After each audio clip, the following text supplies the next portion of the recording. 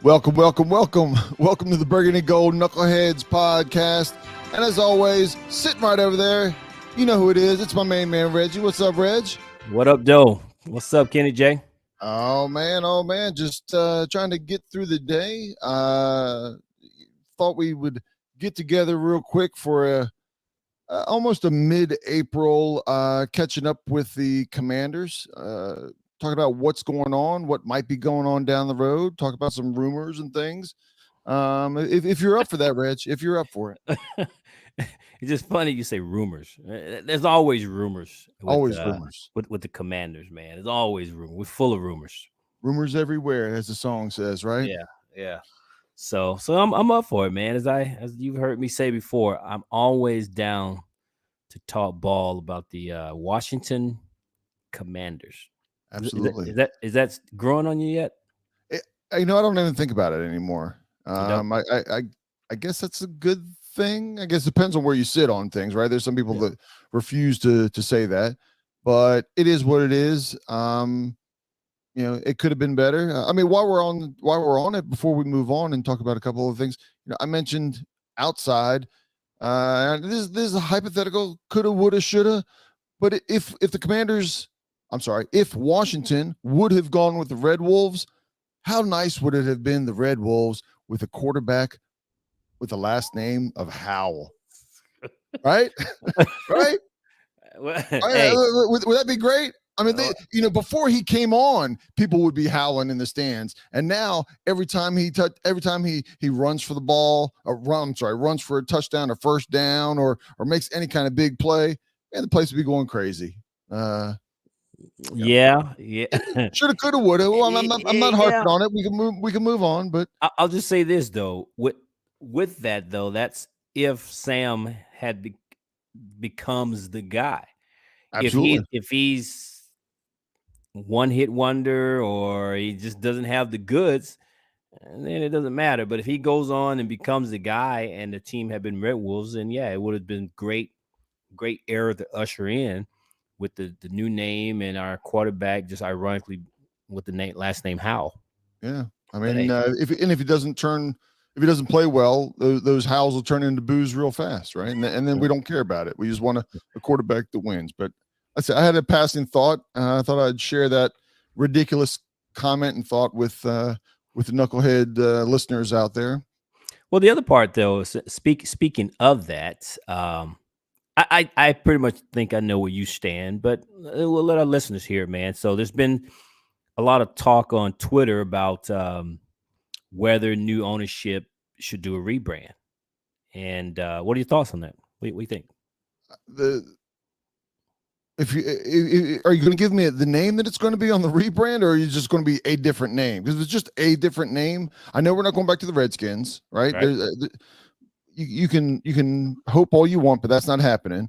So it's Commanders or something else, or you give me Commanders or Red Wolves, right?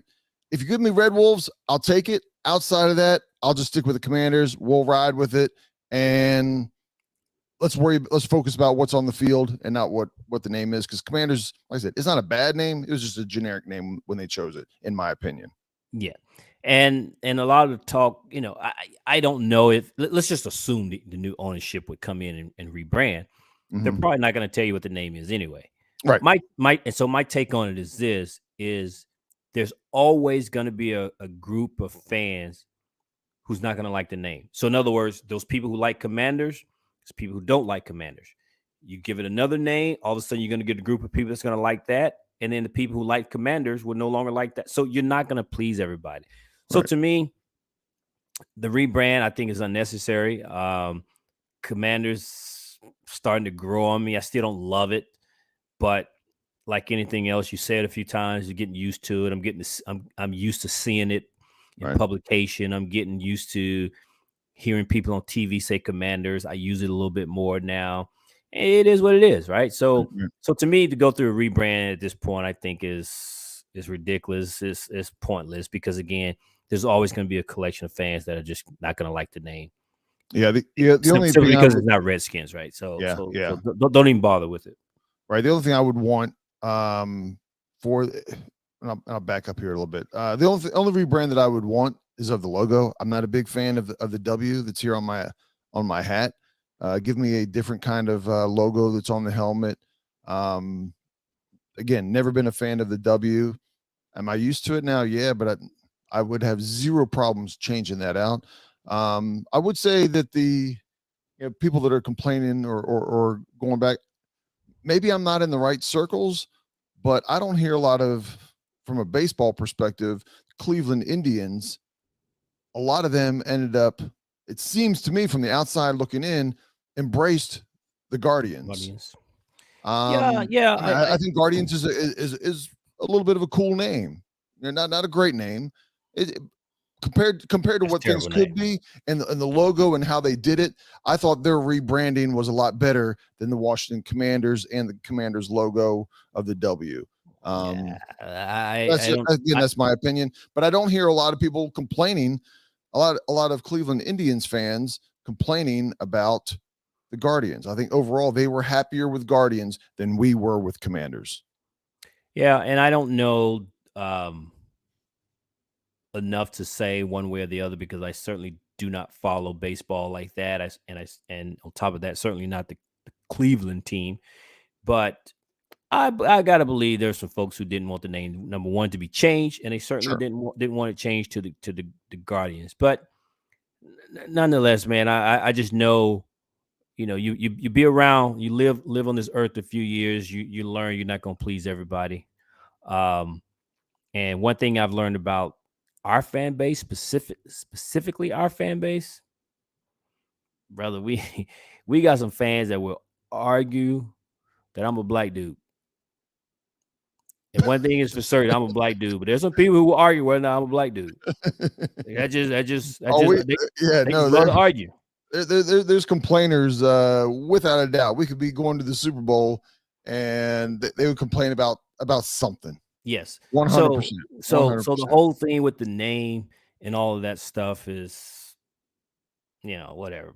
But yeah, I'm cool with it at this point, man. So let's just keep it moving, because one thing we all know: you put a winning product on the field. Yep. People won't give a damn what the name is. All those people that claim to have walked away when this team sells, watch, those people are gonna be right back. In fact, they're probably watching anyway from a distance. Right. But the minute this team sells, a lot of those folks going to come back and let this team start winning. Those same people are going to be coming right on back, man. So that's why I don't even get on here talking about how I'm going to walk away, because you know what? I'm not going to walk away. I might not like a lot of things that are happening, but I ain't going nowhere.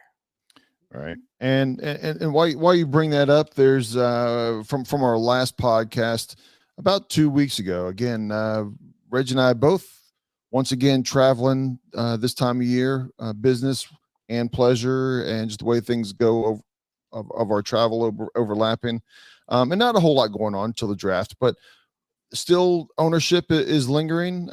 Still appears to be two groups that are consistently in the news of this. You could just kind of rewind and replay about every second or third day. Other than one of the ownership groups, Magic Johnson is with. Does that do anything for you, Reg? Yeah, does it do anything for me personally? If I'm being honest, and this is probably unpopular opinion, Ken, the answer is no. I'm right there with you. I'm smart enough to know that having Magic Johnson as part of your organization will open up doors that some other people can't.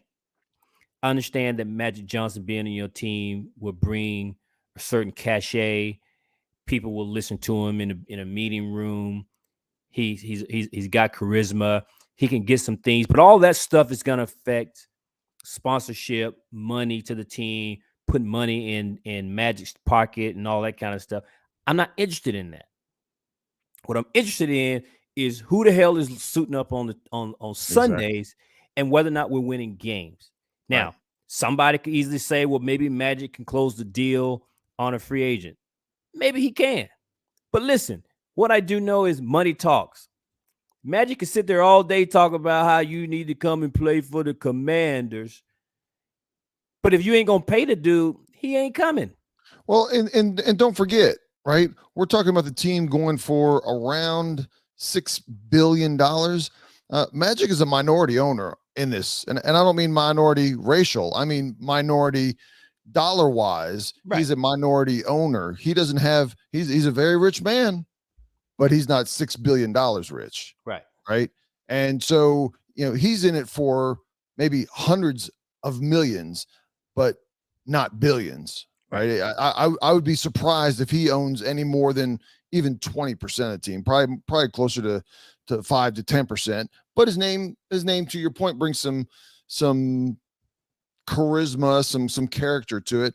But with him having such a minority ownership of the team, he's not going to be closing deals, right? He's not going to be the one doing those kinds of things. And to your point, I don't care who the owner is. Reggie, you could finally open up your wallet and buy the team. And all I want to know is does the ownership put the team in a position to win? Right. That's all I care about. Yeah, I don't care about, do you have more sponsors? Do you have luxury boxes? You know what? Unless I'm invited by Reggie when he opens up his wallet, I'm not sitting in a luxury box. I'm not in that realm. This guy.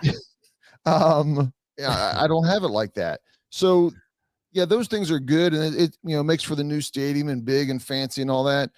But we can stay right where we are for when we're winning Super Bowls. From a business perspective, I get what having Magic Johnson in your organization does, but I get none of that. Meaning, I get no perks. Correct. Not one with Magic Johnson walking on the field, being part ownership, being the face, and getting people to inside our facilities in terms of business deals and all that kind of stuff. I get not one thing for that. All I care about is whether or not we win in games. That's it. And I'll be honest, right?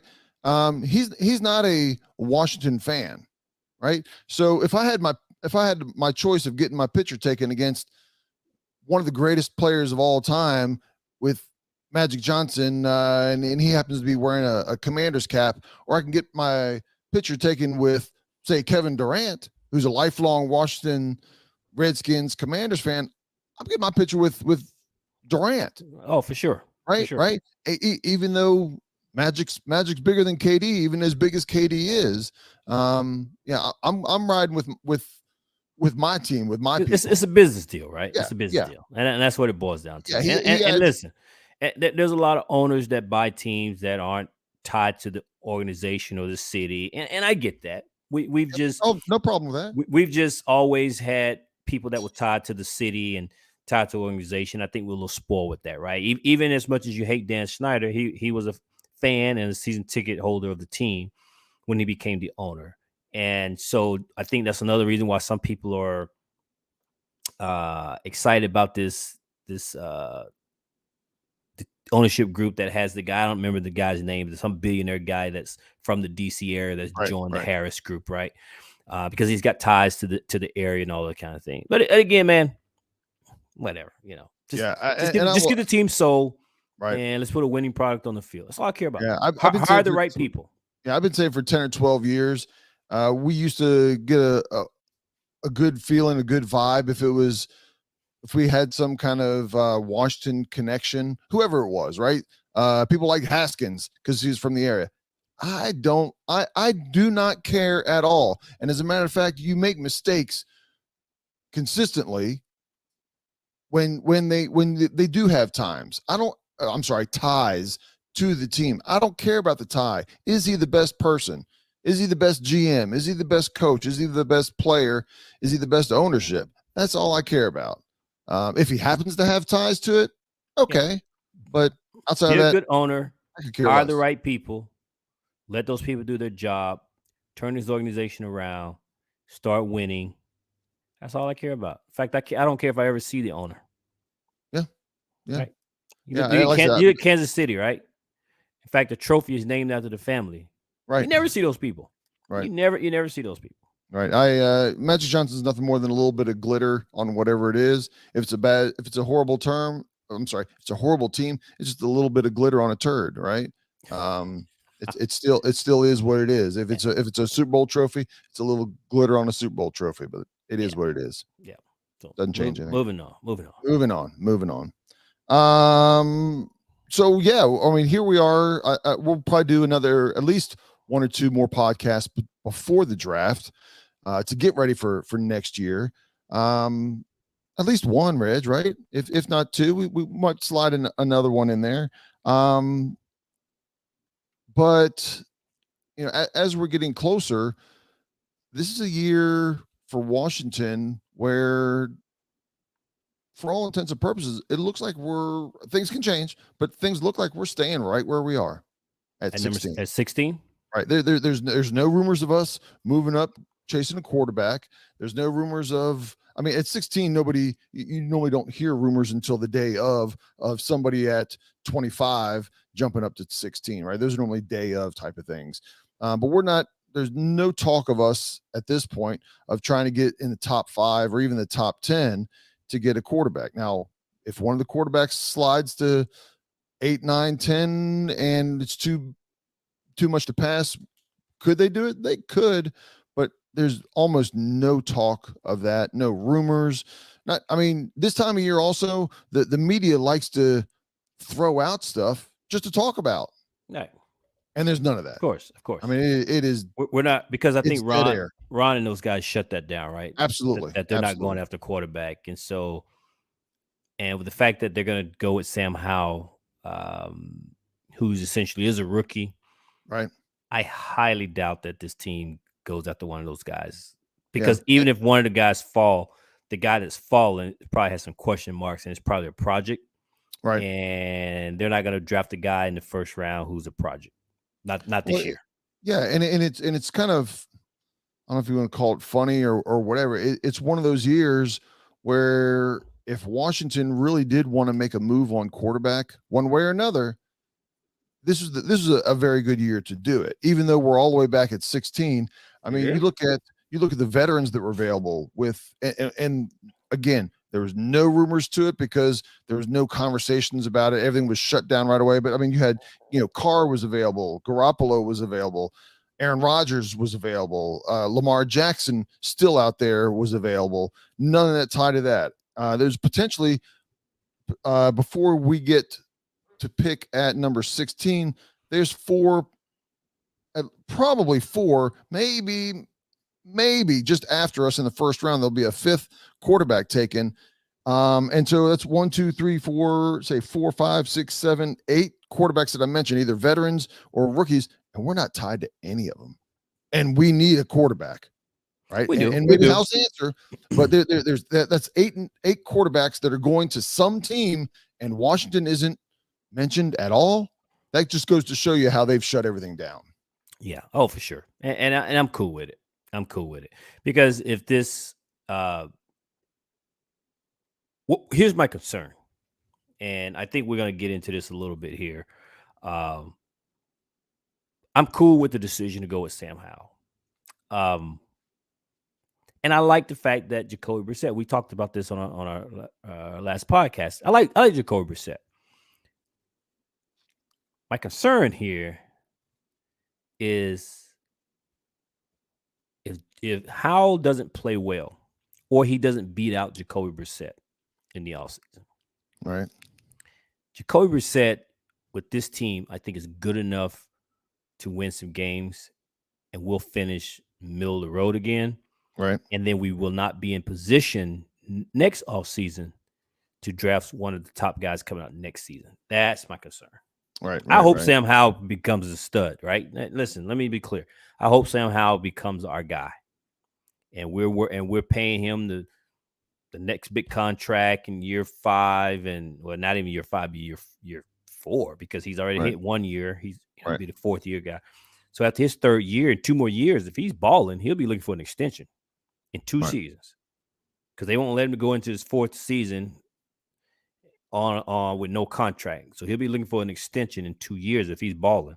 And listen, I'll be happy to pay the guy if he's showing that, man, he's our guy.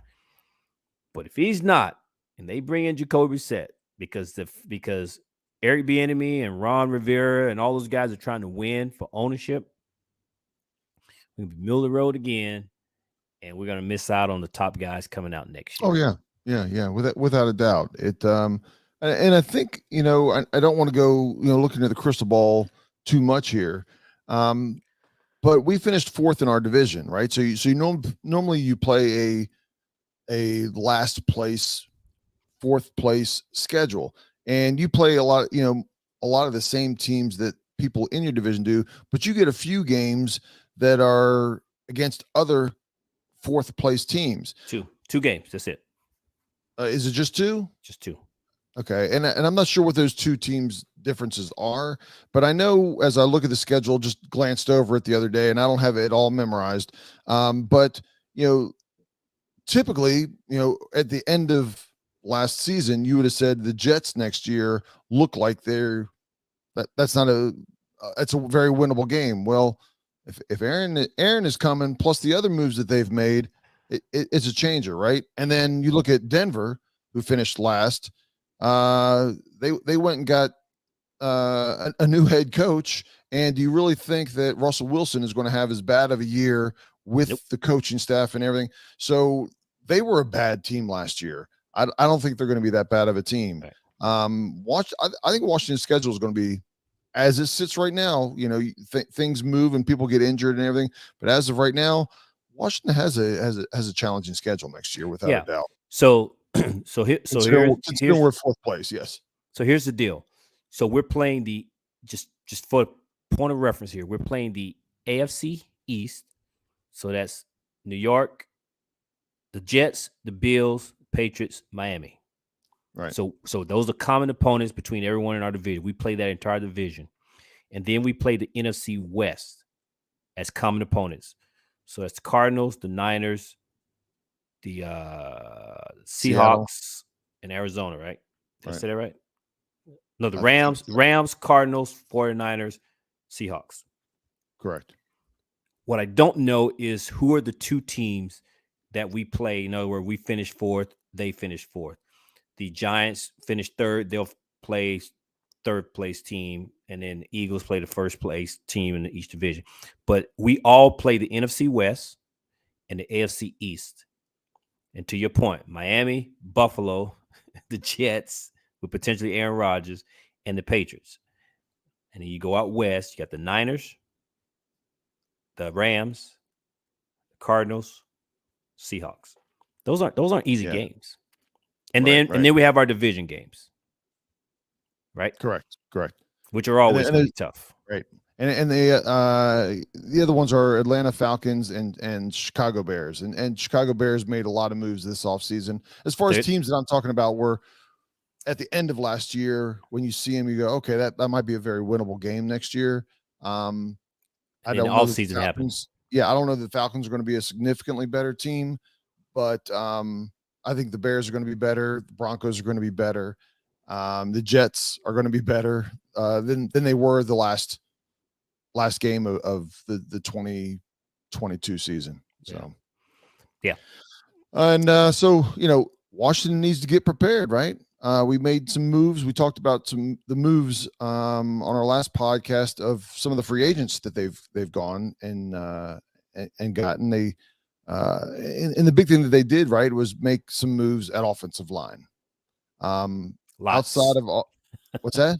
Lots. Yeah, and outside of offensive line, they pretty much got some solid role players elsewhere, right? They may start, they may not, but there's no splashy big ticket free agent. Yeah, big ticket or just totally filled a gap other than with the offensive line. And like I said, so that brings us to the draft. And not only are you evaluating the positions, but you're evaluating, where you are weak. And those you got to fill those weaknesses with the draft. And there's still some free agency available. There's still players out there. And as you look at this right now, Reg, what do you see for team needs at this point? Right, we're past the initial free agency. What do you see as our free agent need? I'm sorry, where our team needs at this point going into the draft? Well, it's funny you say that. So there's two thoughts here. After the free agent, so there's the team made some moves, as you pointed out. So how do you approach the draft, right? And I will have three major needs on the areas we should focus and attack the draft to continue to build this team and make it a great team. Okay. But then there's also, where would you draft in the season to make this a successful season? And you go, well, isn't there one in the same? Well, not really. And let me give you an example.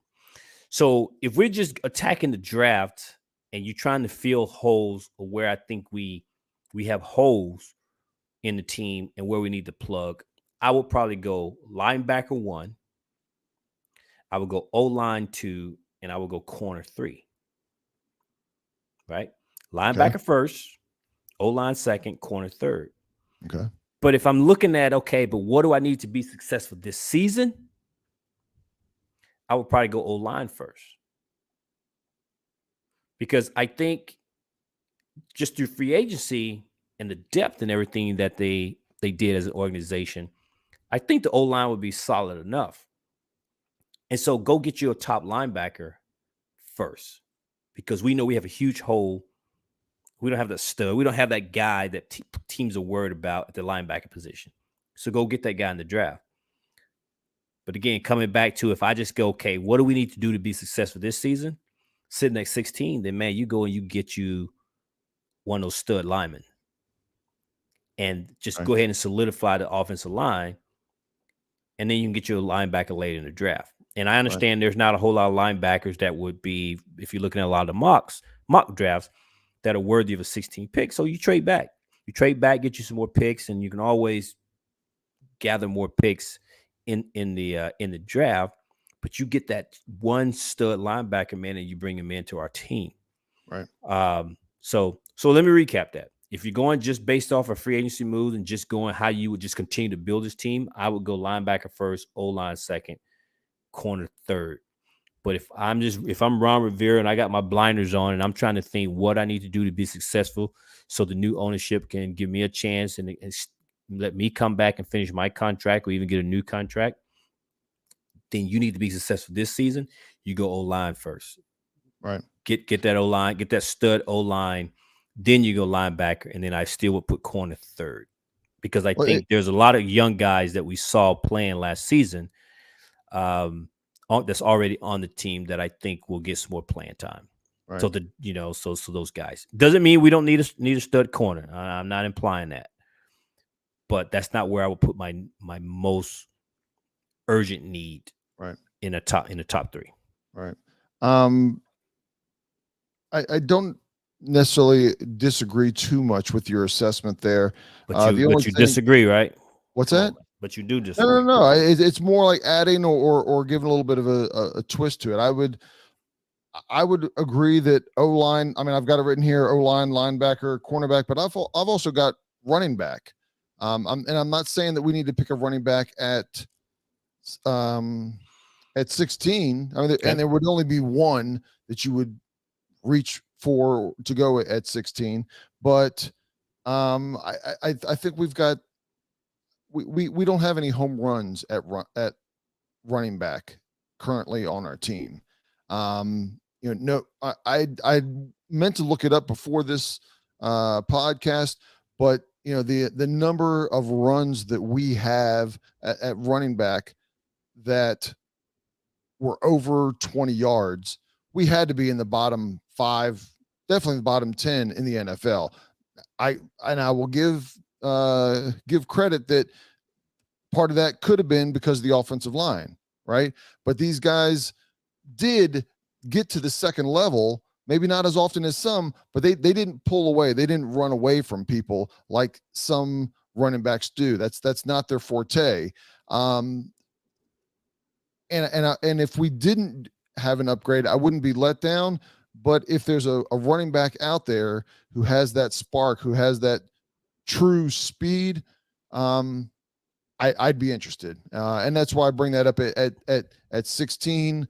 Again, I'm not saying to get the kid from University of Texas, but man, having an impact type of running back like that is a well. Let me ask you this, right? We don't hold running backs as high as what we did, 15, 20 years ago across the board. Right, but let me ask you this though. So you're saying we don't have that home run hitter.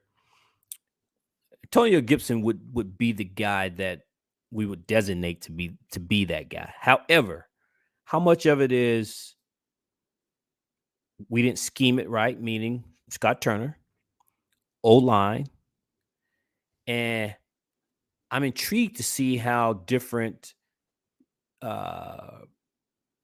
Antonio Gibson will look with better O-line play, better quarterback play, and better schemed offense from Eric Bieniemy, because you look at the way Kansas City didn't draft, with the exception of the kid out of LSU, Elaire. I can't think of his name, like 3 names. I'm drawing a blank, but it was Elaire or something like that. They did draft their running backs high, and in fact, this kid Elaire I don't think he played much in the Super Bowl, but yet they got production out of their running backs. So how different will Antonio Gibson look this year in an Eric Bieniemy style offense? Because he's got the speed. I mean, he's a 4.3 40. So he's got the speed. He's a former wide receiver. Now, if you get him in open space, how different can Antonio Gibson look in that offense? And you don't need to spend number 16 on the running back, and you can spend that pick on another major need, and you can pick a running back in the 3rd, 4th round. Well, I think, and again, this is kind of a conversation that we're trying to have here. The only thing I want to say is, from a running back perspective, when I hear players, when you hear, and I'll use a defensive lineman as an example. You hear, they got 4.4, 4.5 for a guy that's 280 pounds. Normally, especially for the big guys, that's straight speed, right? There's no cutting to that.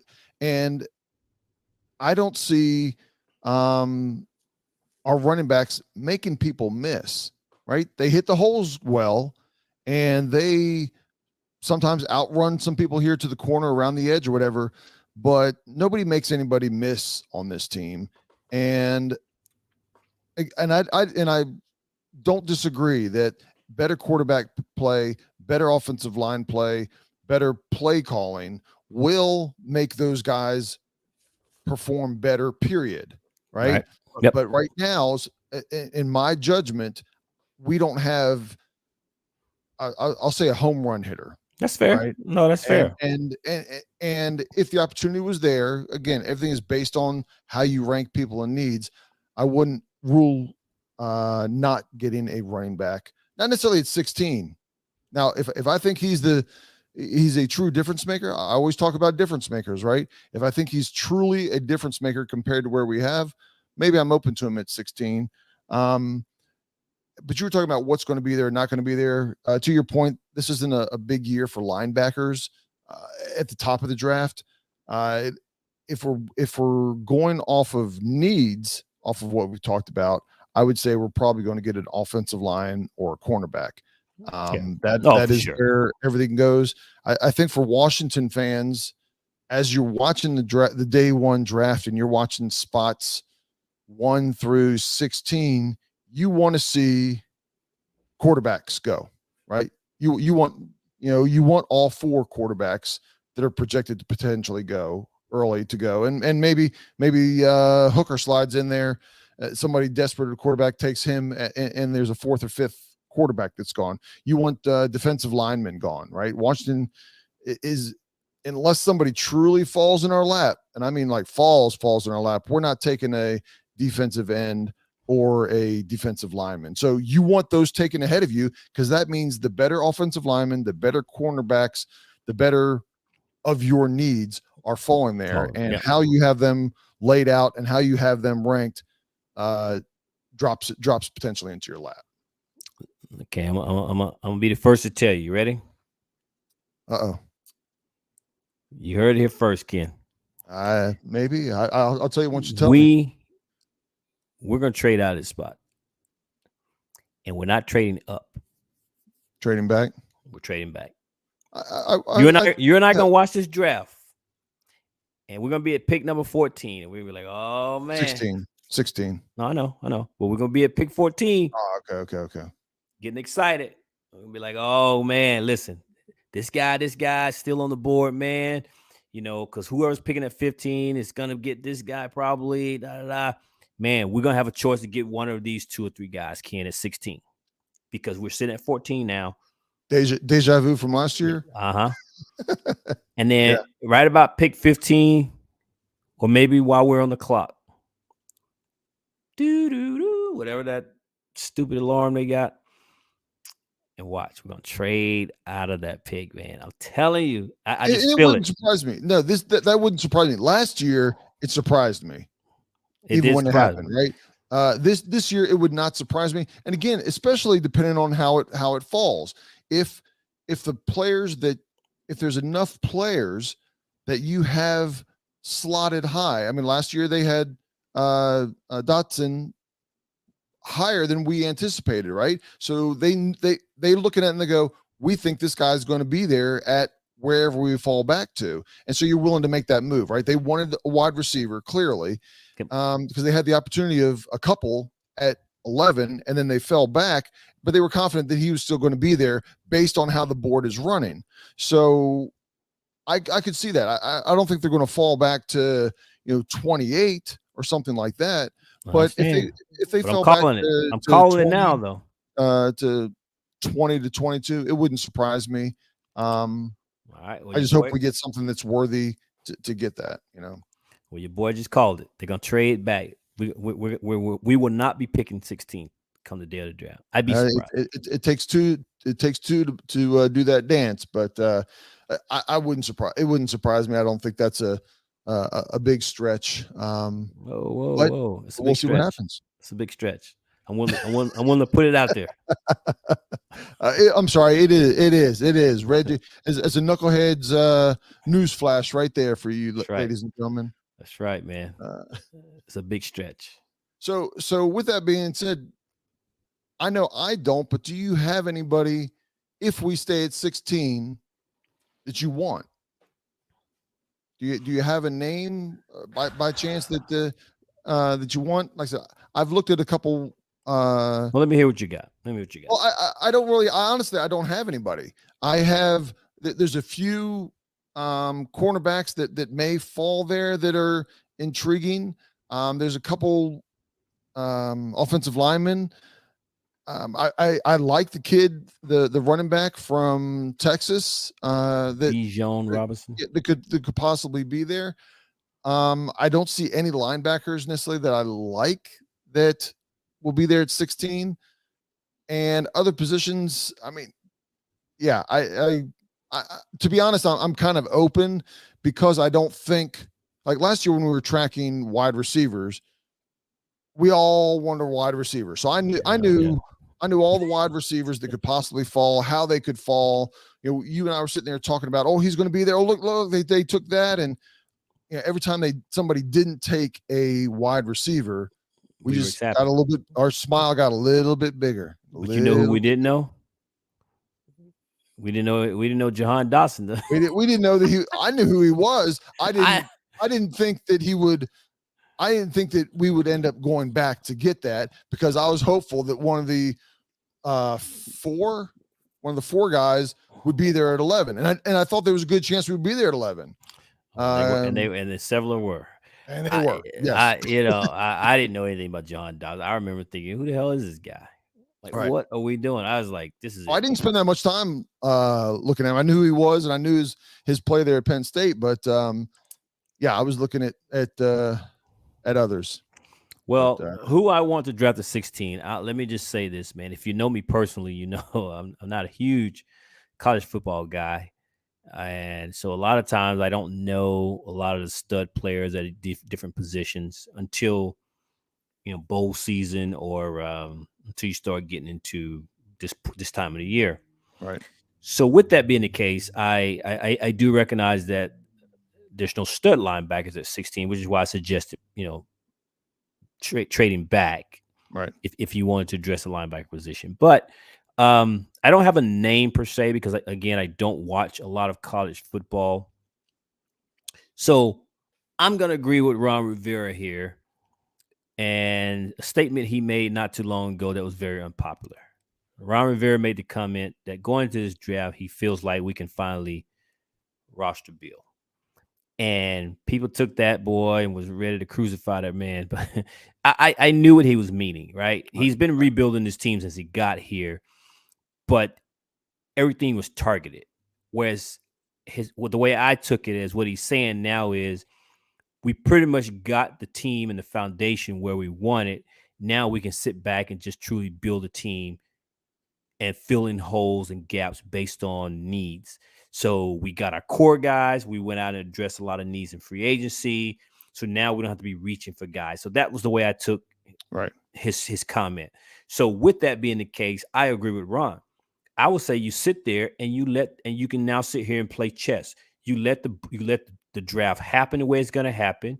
You can sit here and either pick the best available, pick the guy that's high on your board that has fallen in the draft, or you can trade back and do some things, but they're not having to reach and overpay and try to trade up for a QB or a receiver and all these types of things. They can truly sit back and work the draft the way it's intended, which a lot of the good teams do, or a lot of teams that have had success, a la your Andy Reid's and your Chiefs. And I'm using it as an example because they've already loaded up and they can spend some draft capital and trade up and go get that stud wide receiver, running back, or whatever it is to add to what they already got. So that's the way I took Ron's comments, that he can truly roster Bill heading into this draft. And that's what I want them to do. So if that means best available, man, get best available because we can do that because there's no glaring hole that this team has. Is there still ways to upgrade? Absolutely. Is there still some things that we can improve on in some positions? No doubt about it. But just like last year, we knew we needed another receiver, hands down. And prior to free agency, we knew we needed O-line, but they went out and addressed that, right? You can question these guys, but man, they didn't come back and bring in the Norwells and the Trey Turners of the world. They brought in some guys who can truly come in and play and solidify the line. So they can go into this draft, man, and pretty much just sit here and work the draft the best way it's going to benefit this team in the upcoming season. So that would be my take. But I guess that's a long way around for me to say best available. Yeah, and I mean to your point, last year what was different because as we know, as we see this year, and it's every year, right? You go through free agency first, and with glaring holes at wide receiver last year, they didn't go get anybody. Right. There was wide receivers available. We talked about them on our podcast, and a lot of Washington people were wanting them to go get, whether it was an A list wide receiver that was available, B list, C list, whatever. And we basically didn't make really any moves at wide receiver last year through free agency. And so come the draft, you're like, man, we're sitting at number 11. There's 3 or 4, 5 guys. You got to get one of them. Right. And then, how the rest of the draft, how the second round through 7th round, we'll take best available player at that. But first round, we got to go get ourselves a wide receiver. And to your point, we're not at a position that we have to do that this year. I think if there were better linebackers coming out in this draft where there was, 3 or 4 linebackers in the teens, I think we could probably lean towards we might end up picking up one of those because that's a bigger hole at this point of the season after free agency. But with that being said, I think, just to kind of reiterate what you said, we're in a good position to take best available player. Again, we'll eliminate a couple positions, but outside of a couple positions like defensive tackle,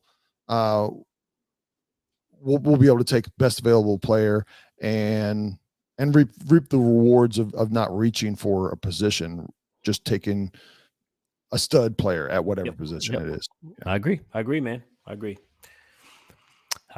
That's it.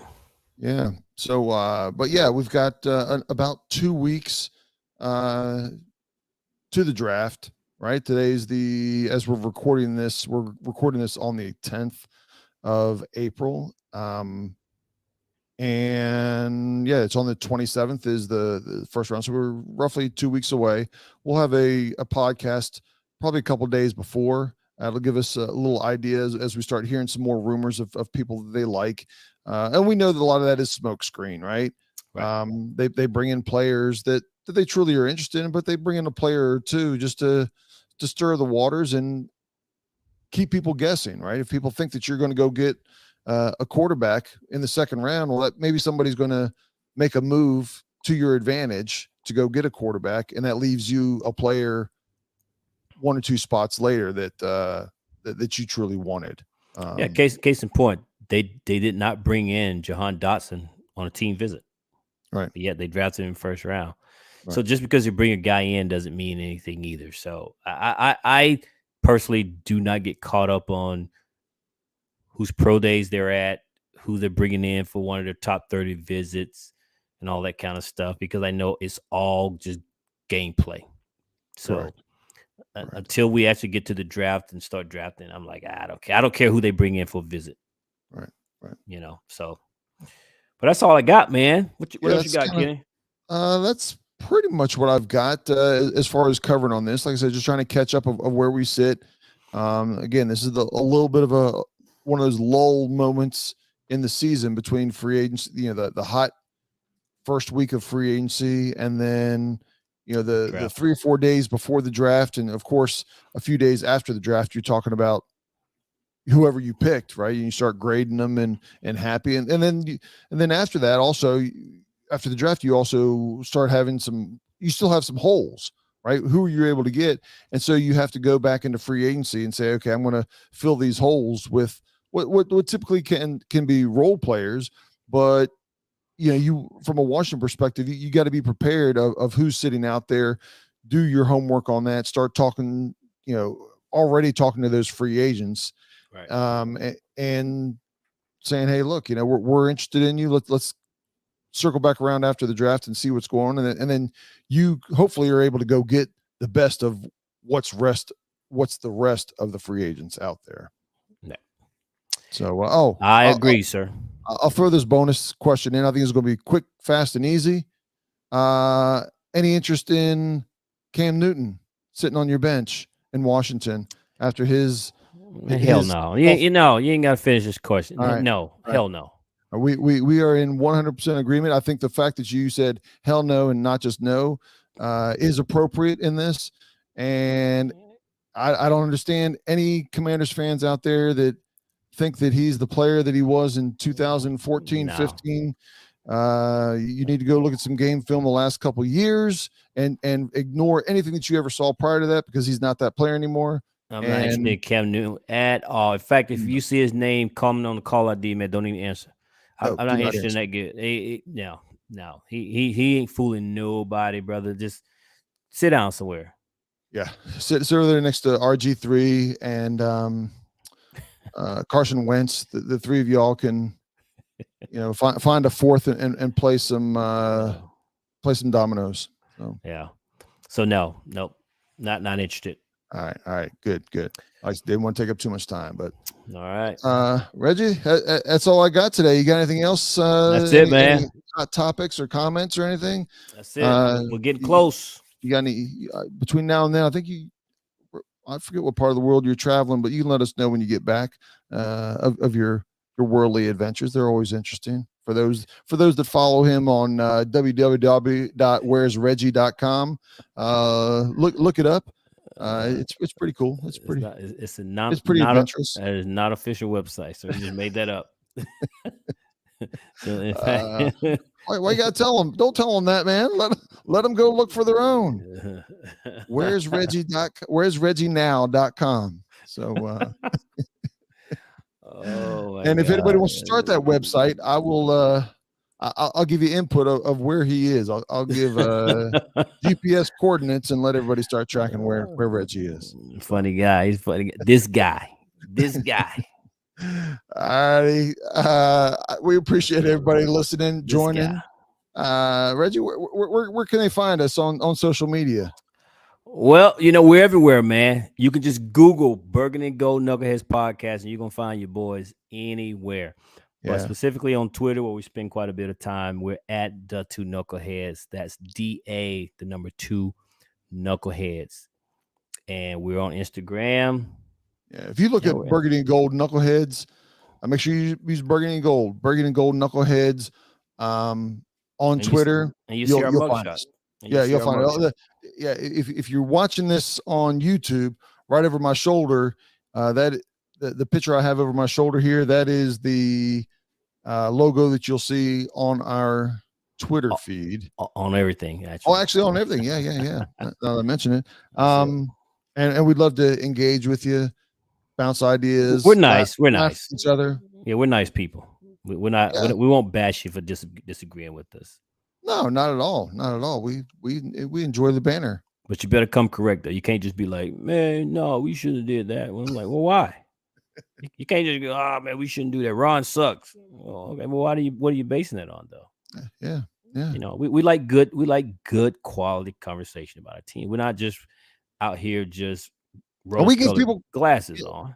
And we give people credit with some great ideas or great comments or observations or whatever. Yeah. And they're normally not, and they're not necessarily making it to us, but they follow us and we follow a lot of, not all of our listeners, because it's hard to kind of keep track of everybody, but we'll follow some of our listeners and we acknowledge when we see people make some good points or good ideas or approaches the way that they're thinking of getting this team on the winning track. So yeah, join in the love for the Burgundy and Gold without a doubt. That's it. So that's it, man. We love it. Yeah. So until then, next time. Peace out, knuckleheads.